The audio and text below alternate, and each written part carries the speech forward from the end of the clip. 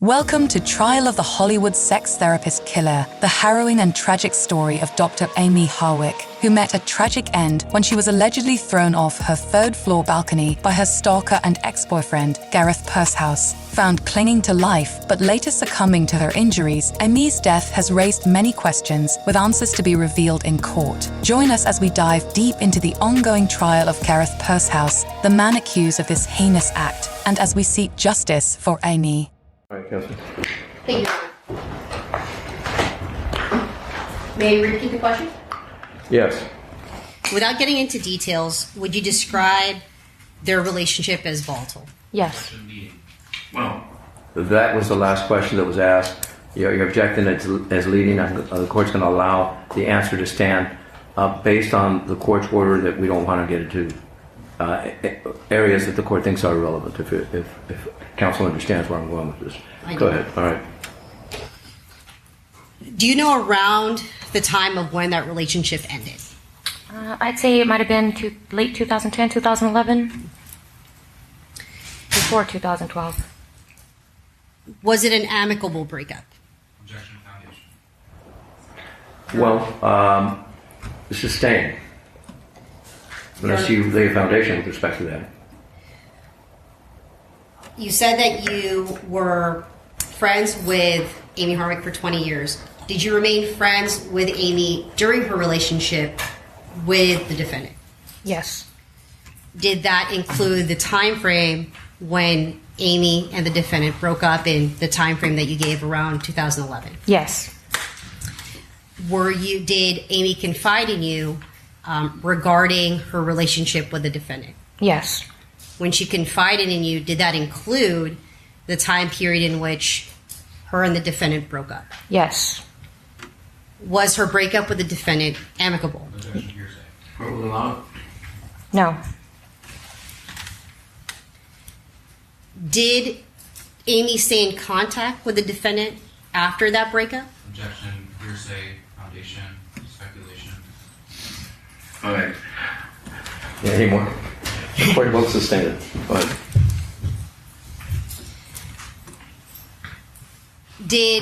Were you aware of any attempts by the defendant to reconcile with Amie? Objection, foundation, hearsay, speculation. All right, sustained.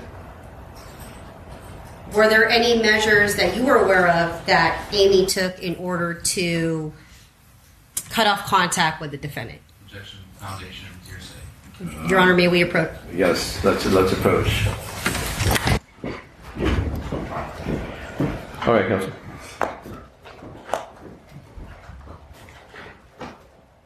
To your knowledge, did Amie stay in contact with the defendant after their breakup? No. Did she want to stay in contact? Objection, The answer stands that they did not keep in contact? Is that right? Yes, they did not. Okay, I'll allow the next answer with your question. Do you have a response to that last question? What was it again? May I ask a question again? Your Honor? Did she want to stay in contact with the defendant? Now, I want to talk to you about January of 2020. Did you speak to Amie about the defendant during January of 2020? Yes, I did. Could you explain how that conversation came about? It was just at a party at her house, and I just felt like his energy was around with the work that I do. objection, foundation. Speculation. All right, sustained. So you were at a party, and I sustain your objection. So you were at a party, take it from there. Motion to strike. That part of it will be We stricken. were at a party, and I asked about if she had spoken to him, and she said she hadn't spoken to him in years. And this was at a party at her house? Yes. And you had brought that up? Yeah. Objection, relevant. Overruled. It's foundational, I take it. Yes. Good. Since that party, had you had another conversation with Amie about the defendant in January of 2020? Yes. And how did that conversation come about? She called me after the night of the X Awards. The XBiz Awards? Yes. And was that January 17th of 2020? Yes. And this was a phone call. Yes. What did she tell you when she called you? She just told me what happened at the event. Right.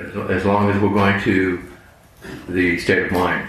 Correct, Your Honor. All right. Very good. She just told me what happened at the event. Did she tell you that she ran into the defendant? Objection leading. It's probably a better, even though it is leading, but at least it doesn't run the danger of going into other areas.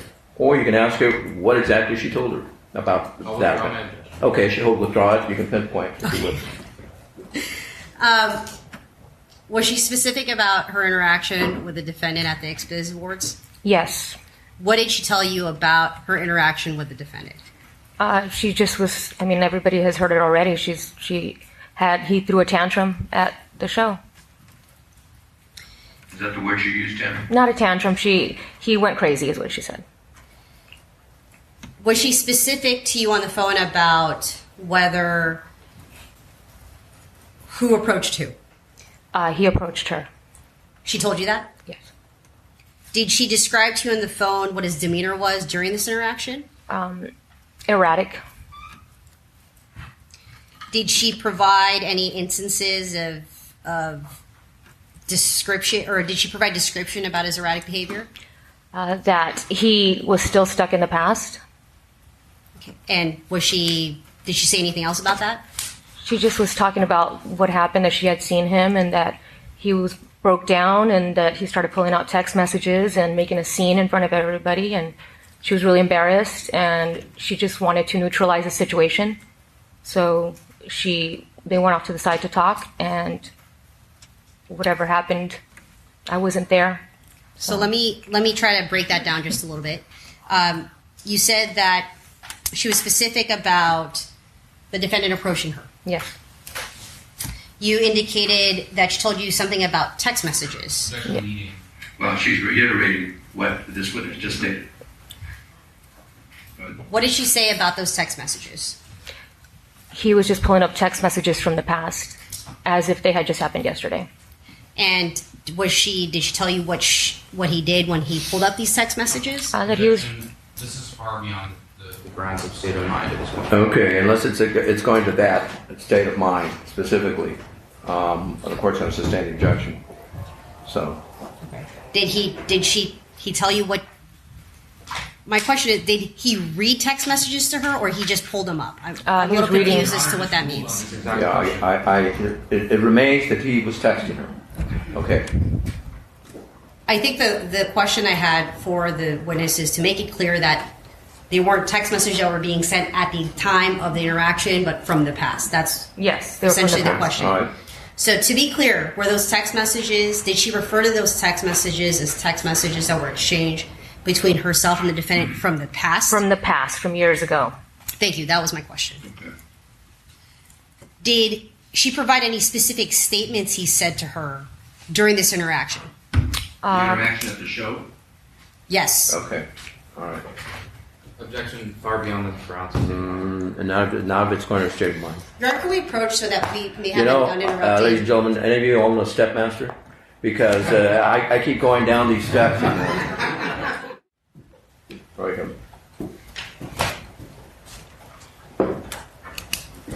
I think we left off. I asked you about some text messages, or I'm sorry, some statements.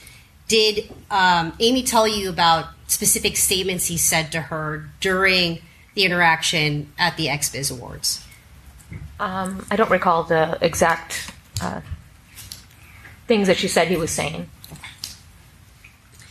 Did she talk about his emotional state? Yes, And what was it that she told you about his emotional state? that he was erratic. Did she use any other sort of descriptors in regards He was to his... crying. He was very emotional. That he got on the floor. He was crying on the floor. That he got on the floor? Yeah.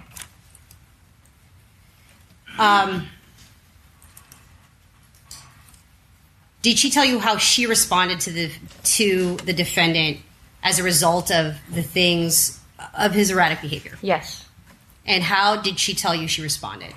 She was scared, but she also, is a therapist, so she wanted to diffuse the situation. Did she tell you how she tried to diffuse that situation? Just for some clarity, you stated she was scared. Is that something she said to you? Yes. Okay, all right. I'm sorry. No problem, Your Honor. Did she tell you what she did to try to diffuse the situation? She tried to talk him down, or talk him down the ladder, is what she said. Did she sound concerned for her personal safety when you spoke to her? Yes. And what was her tone of voice when she was speaking to you in regards to her personal safety? She was scared. She was, she didn't know what to do. She didn't know if he was going to come back. Objection non-responsive. Oh, is that what she told you? Yes. Now, I know this was a conversation over the phone, so you don't have like the benefit of Yeah. seeing someone when they speak. Could you tell by her tone of voice over the phone that she was scared? Yes. What was her tone of voice on the phone? Well, it frightened. She was talking really fast. She just didn't know what she was going to do. I had told her to go to the police. I had told her to beef up her security, if possible. Now, speaking of Objection narrative. Well, that part of the police and so forth is hearsay, so the court will sustain that part. Motion to strike. Sure. speaking of security, did she talk to you about taking any sort of security measures as a result of this encounter with the defendant at the XBiz Awards? Yes. What did she say about that? She was going to get her cameras ready, and she was going to bring her roommate back to feel safer in her house. She had felt safe with the roommate there. Now, I know that we've been talking about this phone conversation that you had with Amie on January 17th. Did you also exchange text messages with Amie in January in regards to this interaction with the defendant at the XBiz Awards? Yes. Your Honor, at this time, the people are holding a screenshot of a text message between the witness and Amie. Will that be marked as People's 14? Yeah, is that one page? It is one page. Yes, Mark. Showing you what's been marked as People's 14. Do you recognize this screenshot? Yes. Now, how do you recognize this? That's the conversation that Amie and I had after she ran into Gareth. Now, we can see here that there are text messages that are white, and then there are also text messages here. I know there's a black portion of it that are blue. Yes. Which text messages are Amie's? Amie is the top white, and mine is the redacted. The blue? Yes. Now, do you remember when it is that you received this text message? I think that was on the 17th. Was this before or after your phone call? This was after the phone call. Now, it says here, also, I had to block Gareth. He continued to message me after I told him I did not want to have contact. He even said that you sent your psychic energy to control the Star Trek episode that he's watching that reminded him of me. This is really scary. Is this a text message that Amie sent to you after your phone call where she told you about the incident? Correct. And how soon after receiving, how soon after the phone call did you receive this text message? This was just a few hours after. Now, when was the last time you spoke to Amie prior to her death? A few days before. Thank you. Nothing further, Your Honor. Okay, ladies and gentlemen, state of mind. We've been talking a lot about state of mind and so forth, and the state of mind sometimes includes hearsay, but it is the best example I can give you is if someone went up to one of you and said, "I'm going to sock you."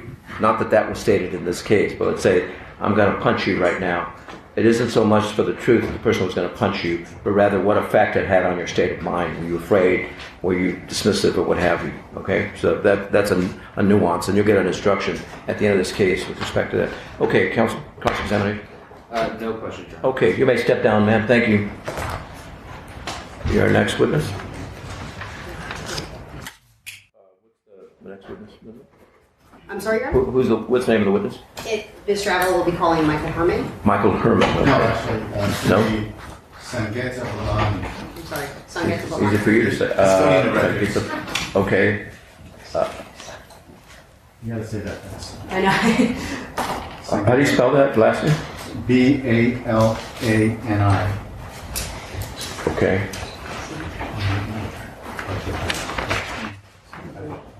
Sorry? Oh, second page. Okay, thank you. Let me call Montano. What do you call I see. Montano? Oh, you're going to call Montano? Is that Damien? Damien Montano. Okay.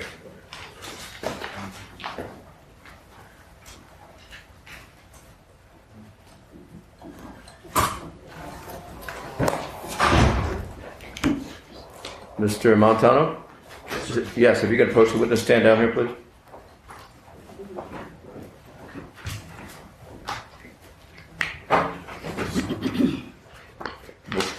Before you have a seat, if you can face this gentleman here. Please raise your right hand. Do you solemnly state that the testimony you're about to give and the cause now pending before this court should be the truth, the whole truth, and nothing but the truth, so help you God? I do. Thank you. Please have a seat.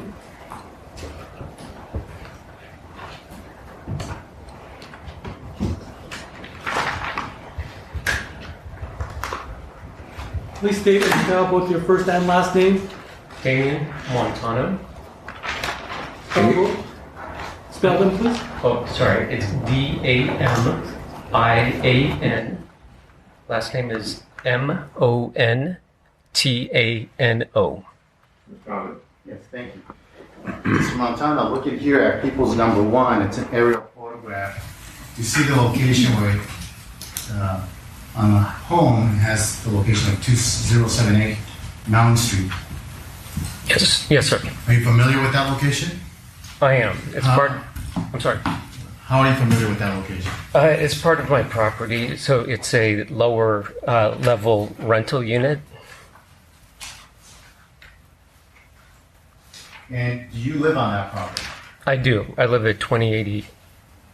And back on February 14th, 2020, Valentine's Day, did you live at that location? Yes, I did. And what part of that location did you live at? My property is the whole first floor. It's hillside, so that lower unit only starts on the back half of the house. So mine is the entire top level. And would yours be the closest to Mount Street? Yes, it is. And at your home, did you have any cameras? I do. And did you have those cameras back on February 15th, 2020? Yes, I did. And what kind of cameras are those? They're ring motion sensor cameras, so if they sense movement, light goes off and it starts recording. And were those cameras triggered back on February 15th, 2020 in the morning? Yes, sir. Do you remember about what time they were triggered? 108.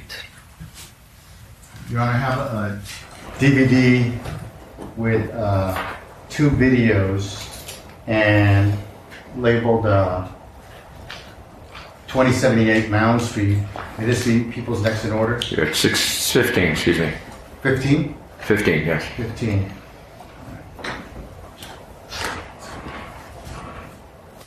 I should play the recording. Yes.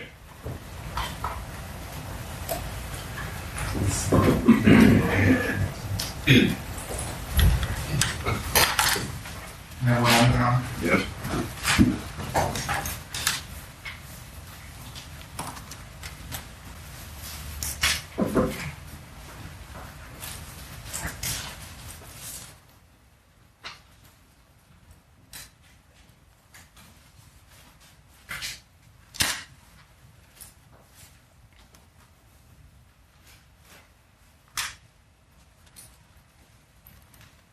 I'm going to show you a video in a moment and ask you if you recognize what's shown here. Okay.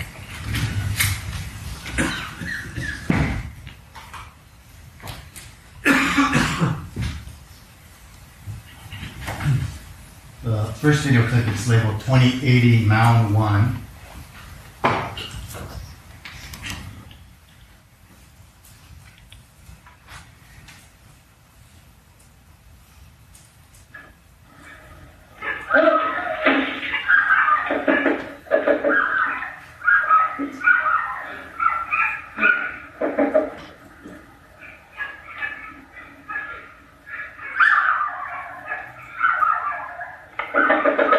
Do you see the timestamp?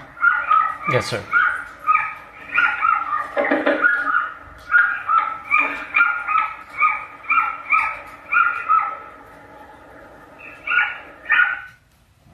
What's the timestamp on that video? 108 and 12 seconds. And when you installed these Ring camera, were you aware whether the timestamp on them was accurate? Yes, How do you know that? because I've often checked to see what activity is going on. You can do a live feed. The live feed is always accurate, so every time I've checked it, it's been accurate. And do you recognize the individual that was on that video clip that we just played? No, I did not. That was why I didn't answer the door. Let me play the second. And your camera, for how many minutes it's set up to record someone if they set off the motion detector? I believe it's 30 seconds with a 5-second rest before it kicks on for 30 more seconds. I believe that's what it does. I'm going to show you a video labeled 2080 Mountain 2. This is another video of that same individual.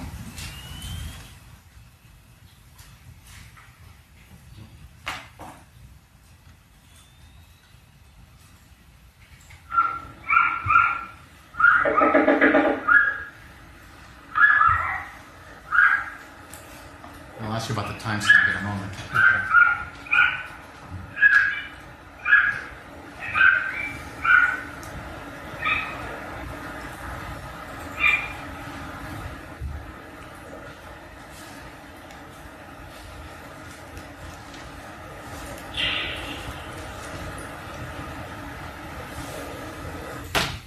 What was the timestamp on this second video? 108 and 49 seconds. And then you see the individual leave the location of your home and go across the street or something like that. Is that correct? That's correct. And did someone request for you to provide these Ring videos? Yes. And who was that?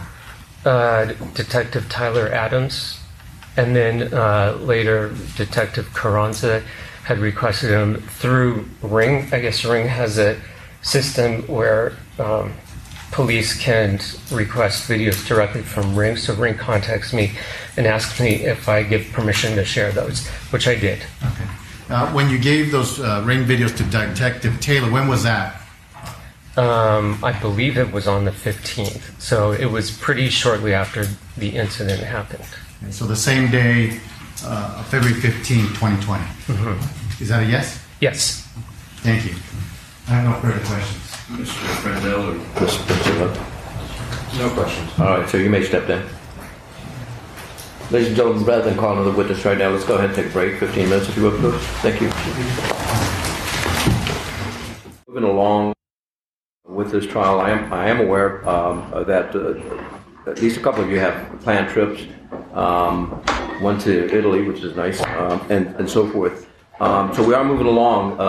Some good news is that this Friday we had scheduled, the attorneys have scheduled, there's going to be a witness that was going to come in to testify, and instead the attorneys have stipulated, and that means they've agreed to a fact or a process, in this case a process. That witness will not be necessary for Friday, and that was scheduled for this Friday. What I'm trying to tell you is you'll be off on Friday. It's going to be off for a 4-day weekend, okay? All right, yeah, there you go. All right. I thought you had to go to work, Your Honor. I'm not saying anything. You said that. So in any event, okay? Just so you're on par with us. All right, your next witness, if you would, please. Yes, people call Sangeeta Balani. Okay.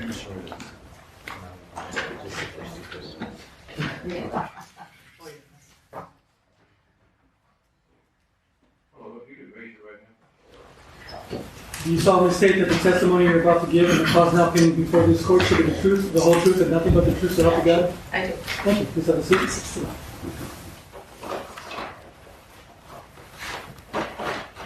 Please state and spell both your first and last name.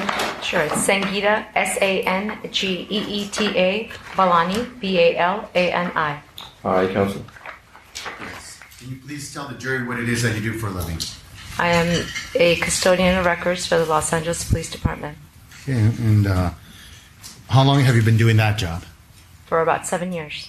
Can you explain to the jury exactly what it is that you do in that job? When people call 911 and those records are required, we retrieve those recordings and the typed records as needed.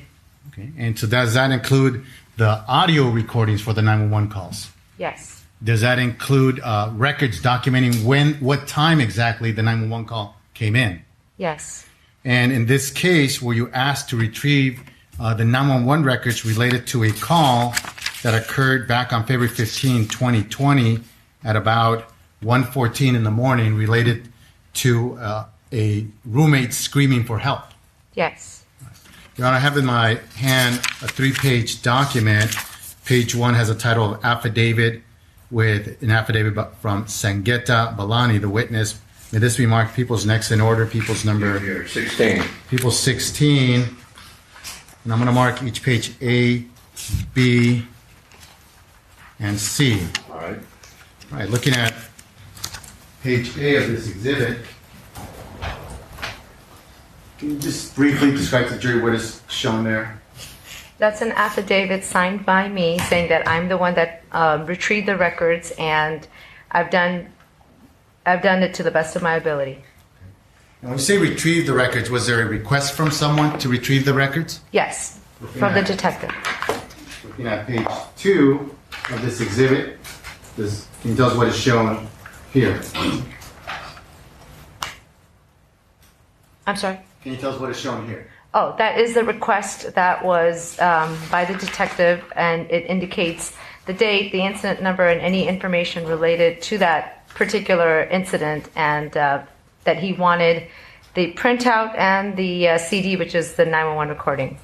And were you able to pull the audio recordings for the 911 call related to this incident and the log? Yes. Looking here at page C,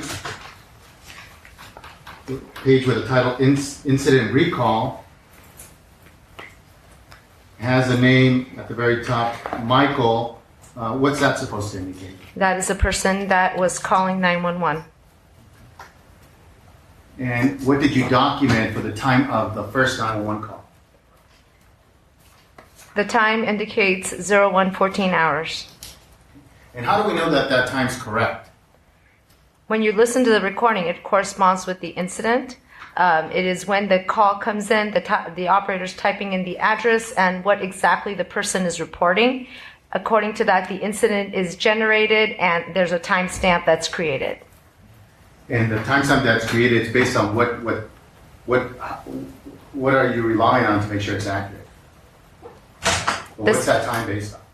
The time is correct. It's checked it's done a weekly check by the system monitor operators to make sure that it is on point. And here, right next to 114, there's comments. Who types in those comments? The operator receiving the call. So the operator is making a summary of whatever she's being told by whoever's calling 911. Correct. And here the summary was PR, MW, and so on. Can you translate what's being said here on this now? Or what summary the 911 operator wrote? Sure. It says, see the PR, which is person reporting, male white. He's wearing white shirt outside the location. That means he's standing outside. We'll direct to person reporting's roommate screaming for help, possible 242, which is battery involved. And now this information goes out to who? I'm sorry?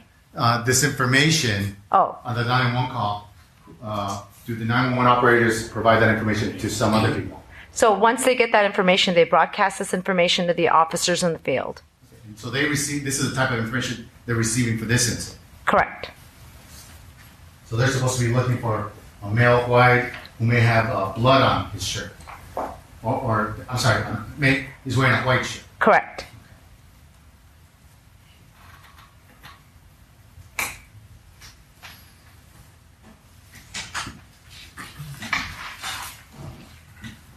And then to provide the 911 calls related to this incident and the logs to the detectives that requested it. Correct. Thank you. I have no further questions. Okay, you may step down. Thanks, ma'am. People call Michael Herman to the stand. All right. Thank you.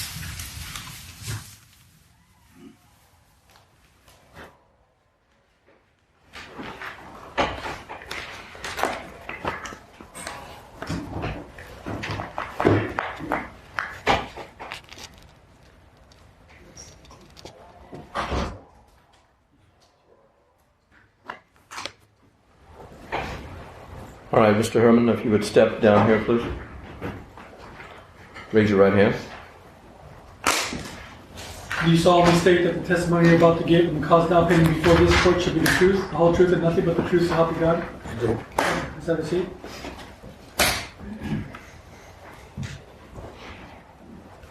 Please state and spell both your first and last name. Michael Herman, Michaelherman. Counsel? Yes. Mr. Herman, how old are you? 50. I want to draw your attention back to 2020. Back then, where were you living? I was living in the Hollywood Hills off Mound Street. You're at I'm sorry.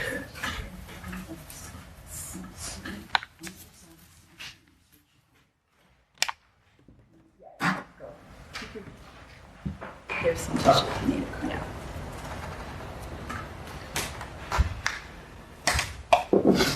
You ready? Yeah. Right. Looking here at People's Exhibit number 1, an aerial photograph showing 2086 Mount Street and 278 Mount Street. Were you living at 2086 Mount Street in 2020? I was. And did you live there with someone? Yes. And who was that? Amie Harwick. Looking at People's Exhibit number 9, do you recognize who that is? Yeah. And who is that? That's Amie. And now you know that she died on February 15th, 2020. Yes. Prior to that date, how long had you been living at that location with her? Probably around 5 months. And did you stay there every day, or were there times when you were there, not there? I traveled probably around 50% of the time. What does that mean, you're gone 50% of the time? Well, if you add up the days in a month, like I'm probably gone 2 weeks out of the month, like traveling for business. Okay, and I'm going to ask you to speak a little louder so the jurors back here can hear you. So speak into the mic if you can. Okay, sure. All right. So you said you would travel for business and that you would be gone. How much time? On average, about 50% of the time. And what is it that you did for a living back then? I was consulting with chains of stores who were wanting to manufacture overseas or go straight to manufacturers and not use like middlemen anymore.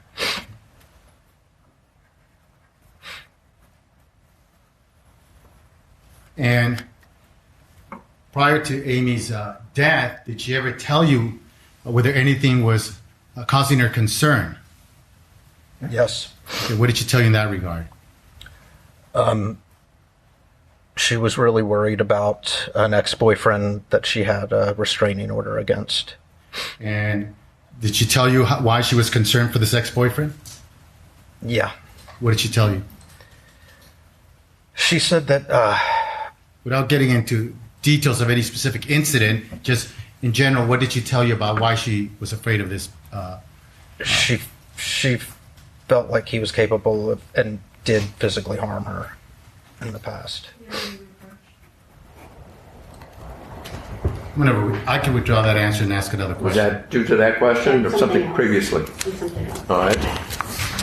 Yes, I'm ready. This witness responded to a question to the following. She felt like he was capable, I take it to Ms. Harwick, felt like that he was capable of doing and did do physical harm in the past. She felt like he was capable of doing harm, physical harm will remain. As far as the doing harm in the past, there is no basis for that. And so the court will strike that.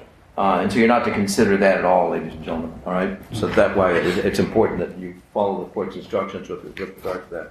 Now, you have a stipulation to read. Now, stipulation, again, ladies and gentlemen, is a fact or set of facts that the attorneys will agree on whatever the stipulation may state, and you're to accept them as facts or evidence as having been established by the evidence in this case, okay? So it's not an issue at this point, if you would. Go ahead. A restraining order naming Amie Harwick as a protected person was issued on April 12, 2012, ordering Gareth Pursehouse to stay 100 yards away from her home, job, and vehicle. The restraining order expired on April 11, 2015. It was not in effect on the date of the incident. So stipulated defense? So stipulated. Prosecution? Yes. All right, court will accept the stipulation. Go ahead. Thank you. Were you present for any measures that were taken to secure the home prior to February 15, 2020? Yes. What did you observe or hear as far as any protective measures? Amie had met with a handyman that I guess hadn't been working for her that long. And just one time in particular, I remember they were over by the glass doors that happened to be broken that evening. And Amie was pointing it out and telling him, we need to secure this. And I would just remember, because I think I was eating a bowl of cereal and kind of strolled over kind of slowly, and she got kind of quiet. And I just felt like she didn't want me to worry or something. I don't know. But I did hear that part. And about how much time before February 15, 2020 was this handyman there at the house? Can you repeat the question? Yes. February 15, 2020 Okay. is when Amie passed away. About how much time before that date was this handyman over at her house trying to secure these doors that you're describing? I don't know if he got to the doors or not. I just know that conversation. I know he also... Well, that's not what I'm asking. Okay, yeah, I don't know how. I don't know. Yeah, I'm trying to count it up. Like maybe 4 or 5, maybe times I've seen him over there. No. But I don't. How many days? When you saw the lock, was he there more than once? Yes. Okay. But this one occasion that you're describing, when you're looking at these doors, that occasion, about how many days before February 15, 2020 did that happen, approximately? Or weeks? It was between a week or two.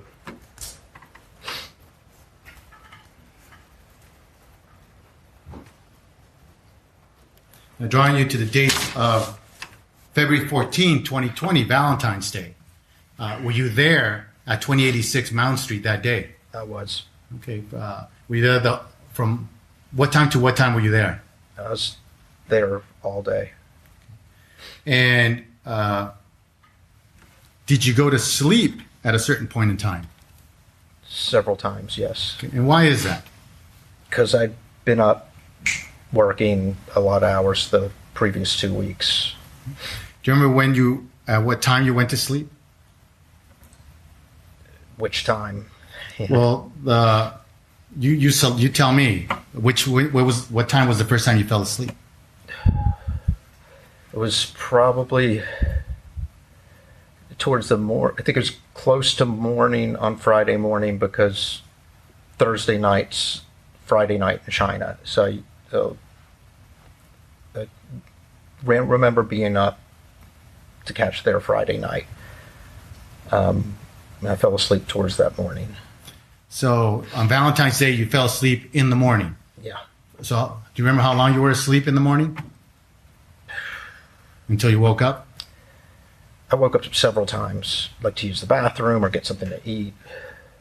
About how long was your longest amount of time that you slept in the morning? Probably 3 or 4 hours, maybe. How many? 3 or 4 hours, maybe. Now let's take you more closer to, let's say after 6 p.m. Did you fall asleep after 6 p.m.? Around then. Did something wake you up after that time? Yeah. And what was that? Well, I don't know what it was. It sounded like a glass plate falling upstairs. Is what I thought it was. Now I have a CD here, Your Honor, with two 3D videos, one labeled lower level and one labeled upper level. They basically mark people's names in order. 17. There is an objection on 2 grounds. One, that these... Are we doing a second objection? Sidebar.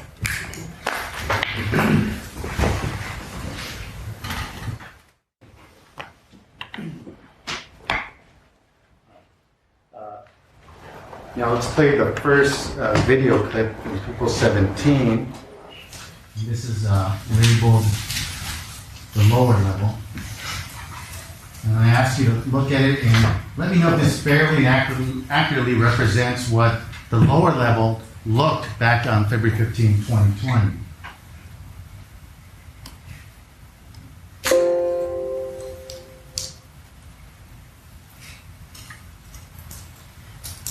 Wait until the video has played completely.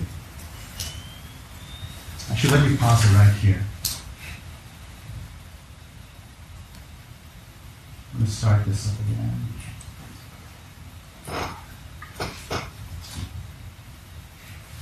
One second. And 1 second. Yep.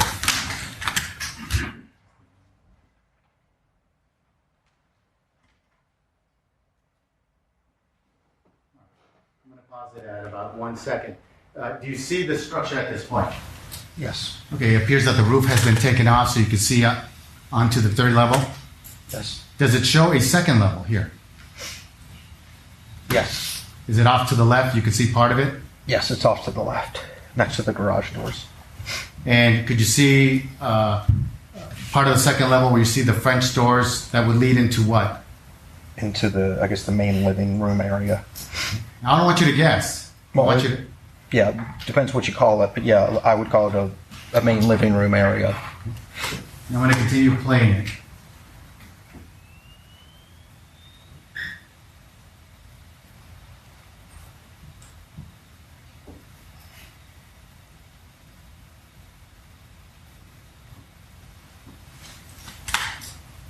I'm going to pause it right here.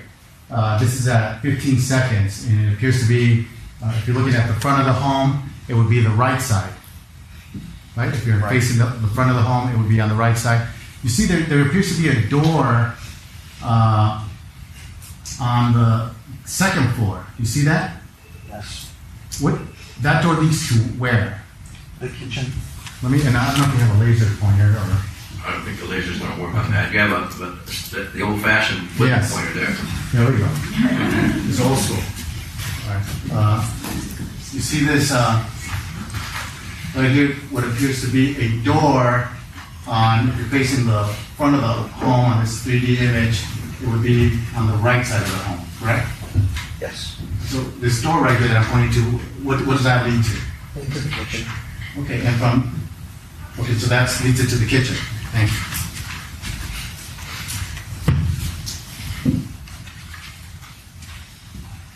you. And does that door, can you exit that door? Are there stairs that lead from that door out into the patio?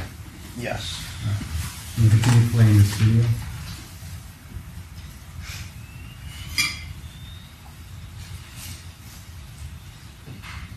Can you pause it there? So I pause it at 22 seconds. Are you able to see the stairs that lead from that kitchen door out into the patio? Yes.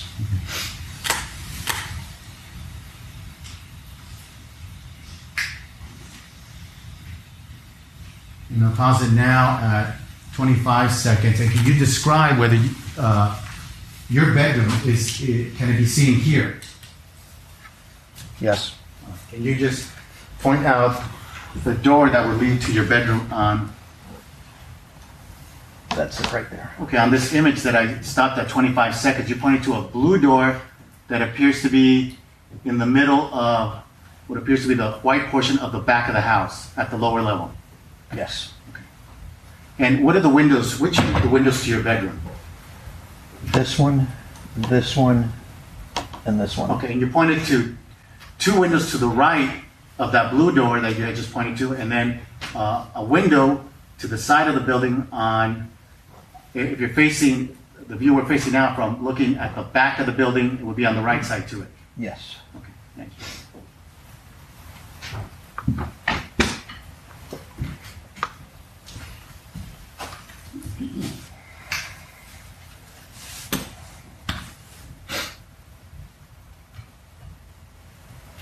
I'm going to continue playing the video. I'm going to pause it right here. This is at 28 seconds. Now, if you were to face the front of the building looking at the house, this would be on the left side, correct? Yes. And here, there appears to be like a sectional showing, is there a sectional showing the mid-level? Yes. And appears to be a staircase that leads up to the third level? Yes. Okay, and is that staircase, is that near the front door? Yes. I'm continuing to play the video and I'll just play the remainder of it.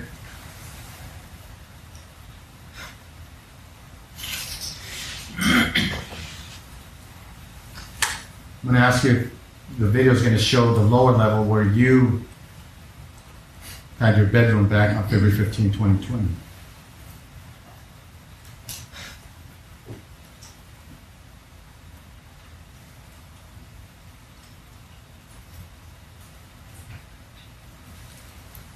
I'm going to pause it right here.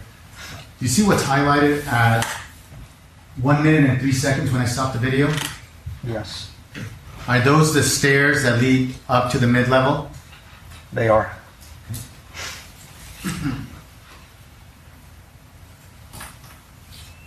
And what's highlighted now in pink at 105, would that be your bathroom? Yes.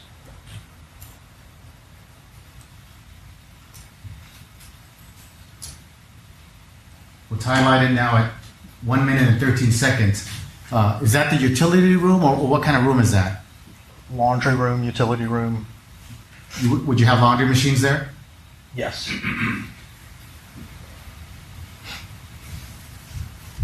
Keep continuing to play the video.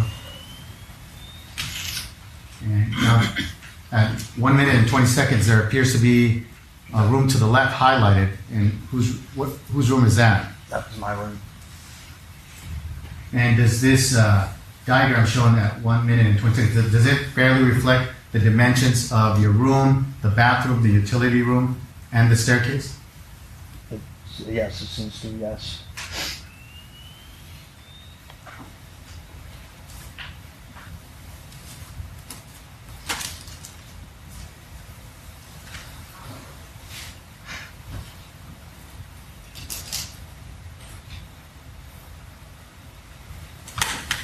I'm going to stop this video and play the second video, which is the upper level, and ask you if you recognize what is shown here.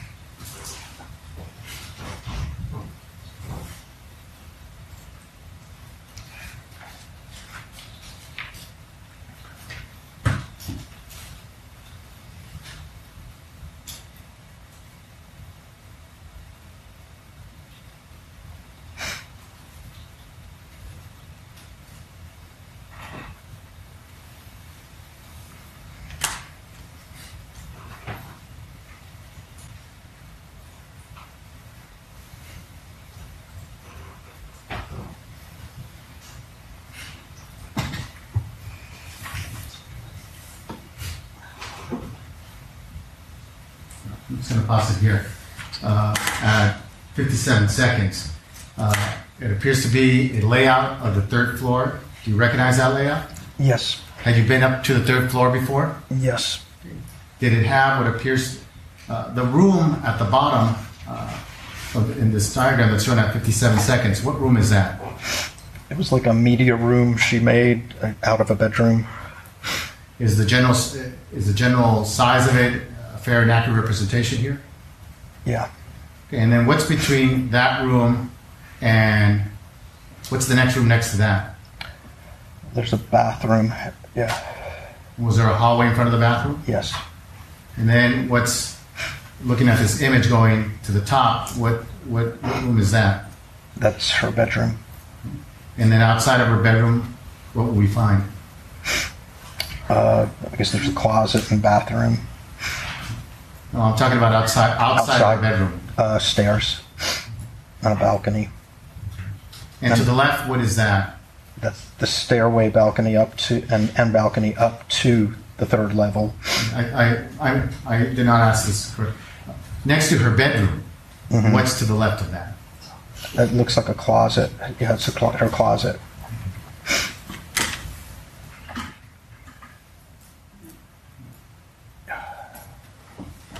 So, you said you heard what sounded like what?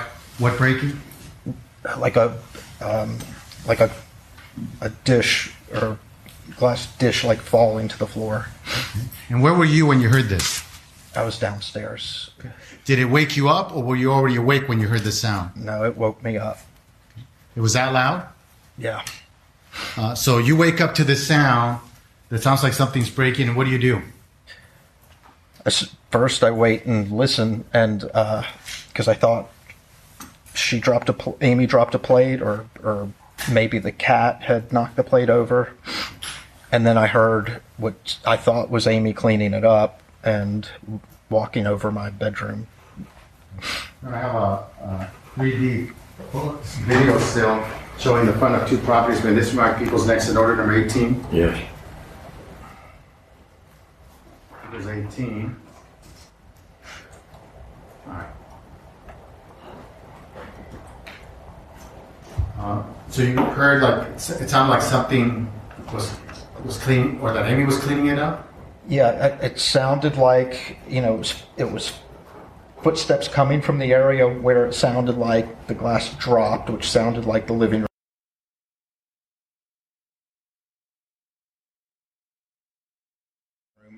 And then steps came towards the kitchen. So I just assumed Amie had cleaned it up and was carrying it to the kitchen. So at this point, you didn't know whether Amie was in the home or whether she had gone somewhere? No, yeah.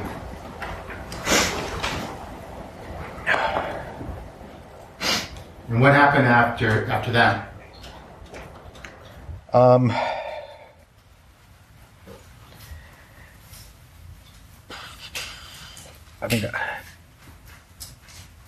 Did you go back to sleep? I might have checked some emails, might have watched some TV and dozed back off.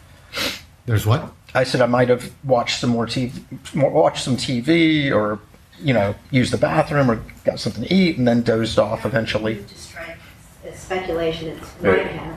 All right, and the way he's responded is speculative, so I'll strike it. You don't exactly remember what you did, sir? In general, I do. All right.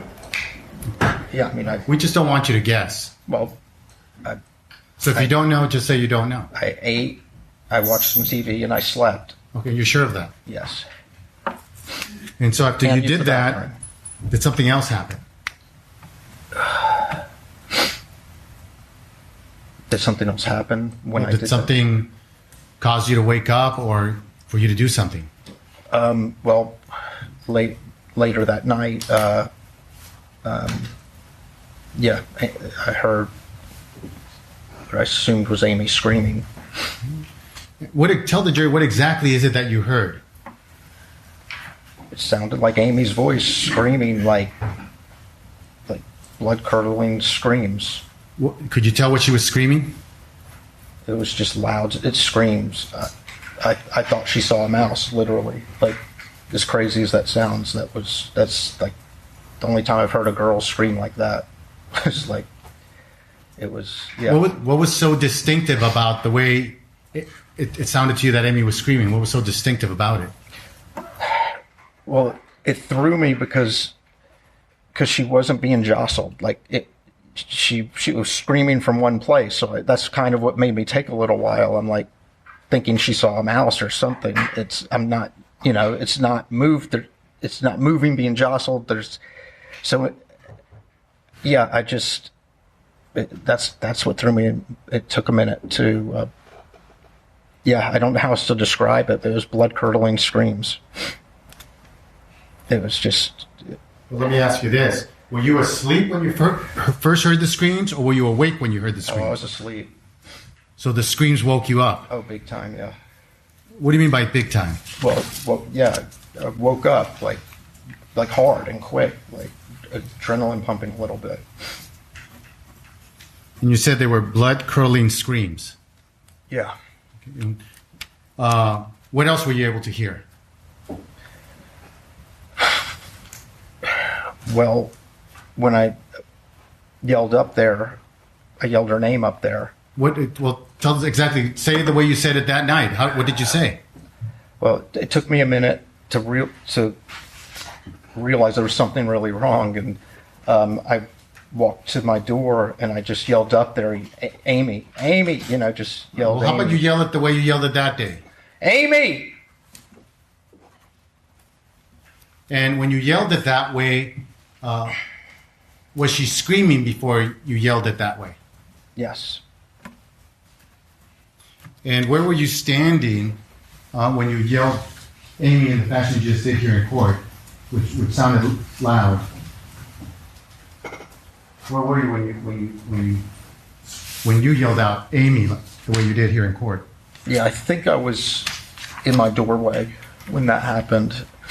And I have another exhibit with pages. The photos? Yes.